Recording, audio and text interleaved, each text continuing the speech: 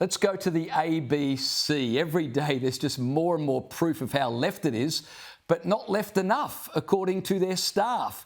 Today, Noor Haider, a political reporter in the ABC's Parliament House Bureau, has resigned over concerns about the broadcaster's coverage of the war in Gaza. I wonder what her problem with the coverage is. But on top of that, she says the ABC doesn't treat their culturally diverse staff well enough. Now, Sophie, this comes right after Antoinette Lattouf, who was sacked from the ABC because of her anti-Israel posts on social media, claimed she was a victim of racism. So what is going on at the ABC?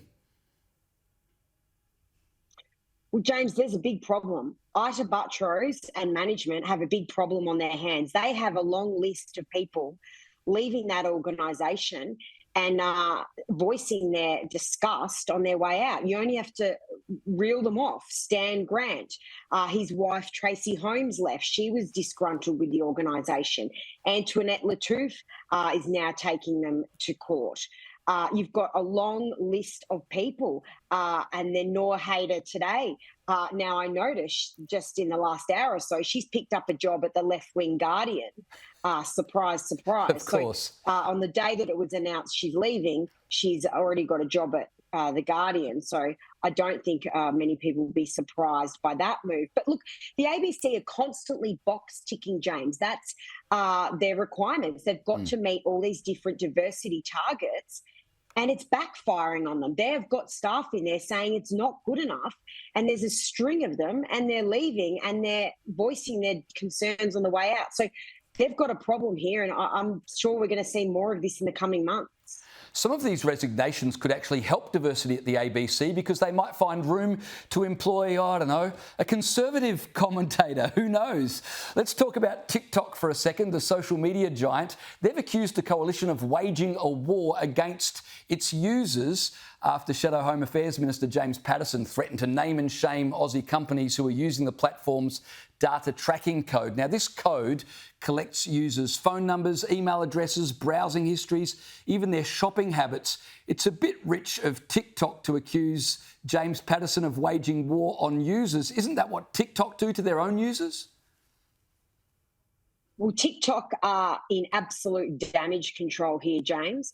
They're picking their wrong target with Senator James Paterson. He is all over this. And I think people, the 8 million or so Aussies that are on TikTok, should be very concerned about where their information and data is going.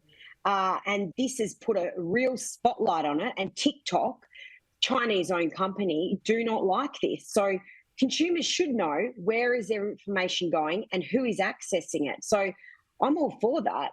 And I think Australians will be too. So I don't think they're going to stop James Paterson in his tracks anytime soon, James. Now, thank God for James Paterson. It's great to have a politician who's taking national security and privacy seriously. Just quickly, Sophie, I want to get your thoughts on this. I'm a big AFL fan, and I can't believe the AFL have scrapped publishing players' weights in their season guide. Apparently, weight is a private issue.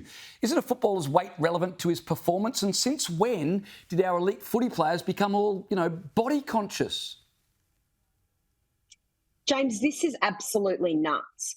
What are they going to do next? A short footballer is going to be upset if people know their height. They're going to ban publishing their heights next. I remember, when I was a young girl, reading all those records religiously and looking what height was my favourite player, how much did they weigh?